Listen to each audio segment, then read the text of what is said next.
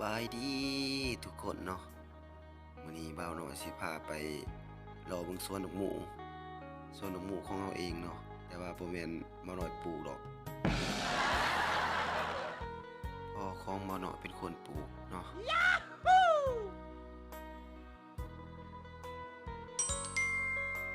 หมากพอดีกำลังงามกำลังเขียวงามใกล้สิสุกแล้วพี่น้องเอ้ยผู้ใดมากายมาแถวบ้านซ่อนภาคเมืองสระสมบูรณ์ก็มาแวะอุดหนุนได้เด้อ